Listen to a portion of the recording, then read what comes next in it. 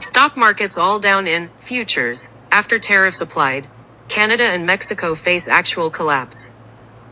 Published by Hal Turner Radio Show.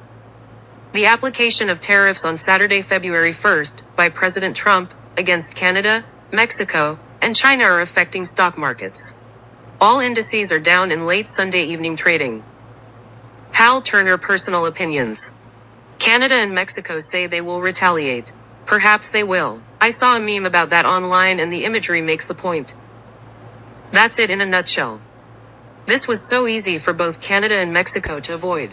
All they had to do was put a stop to the illegal drugs, like fentanyl, crossing their borders into the United States. The only other issue was illegal immigration. Both those countries needed to stop the flow of illegal aliens from their country into ours. Instead of realizing the US was serious, both Canada and Mexico thought they could leave things as they are. They thought wrong. Investors, too. Investors seem shocked that President Trump made good on his promise to implement tariffs. They shouldn't be shocked. He's not the typical phony politician. He actually does what he says he's going to do. There's no posturing by this man or his administration. He has no additional term of office to think about, worry about, or plan for. This is his one, final, chance to fix what's become broken inside the United States and in the way we deal with foreign countries who are harming us, and he's doing it. All of it, right away. Is this causing some turmoil? Yes. Some chaos? Yes. Why? Because the entirety of the United States federal government thought like Canada and Mexico, it's just posturing. Worse, very many employees in that US federal government thought that they ran the country, and a president was just someone passing through. That idea was just dealt a quick death blow. Assistant US attorneys, fired.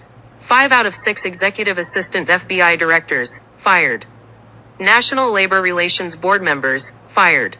26 out of 53 FBI special agents in charge, fired. 51 retired intel officials who misused their reputations to involve themselves politically. Security clearances revoked and ability to enter secure facilities unescorted, revoked. Diversity, equity, and inclusivity, DE, ripped out root and branch. The Green New Deal, over. The Paris Climate Accord, canceled for USA. The list goes on and on. Maybe investors would do well to get out of whatever echo chamber they've been hanging around in, and realize things are very, very different in the United States now. The American people have had quite enough of the way things have been, and they voted in change. Big change. We have an actual president again. Not some illegitimate president like Biden who got into office through rampant, brazen, ballot fraud. Rubber stamped by 2 corrupt houses of Congress, and protected from scrutiny by more corrupt federal judges, who dismissed lawsuits before they even got to the evidentiary phase.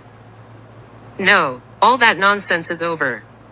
It seems to me as an outside observer who has no power to influence the tariff situation at all, that maybe Canada and Mexico should stop trying to fight a force they cannot fight, and instead cooperate. Fast. Because while the US economy may take a hit, the economies of Canada and Mexico will likely see utter economic catastrophe. DEPRESSION. Close businesses, empty store shelves, food lines, then maybe riots, commercial real estate defaults, then home mortgage defaults, then stock market collapse, then banking collapse. Oh, and maybe now would be a good time for Canada to recount how many refineries they have to make diesel fuel and gasoline. After that, who knows? What if Canada becomes sort of like Ukraine back in the year 2014? Riots, collapsed government, internal combat, their neighbor to the south may have to send in troops to take control of the situation. Canada is, after all, in serious trouble from Justin Trudeau, which is why he had to resign. Maybe they ought to expedite his replacement, fast. And Mexico, well, close your northern border to the drug cartels and the immigration hordes. Fast. What if Mexico becomes sort of like Ukraine in the year 2014? Maybe their northern neighbor might have to send troops to take control and calm things down. Cooperation and speedy compliance is the only hope for Canada and Mexico.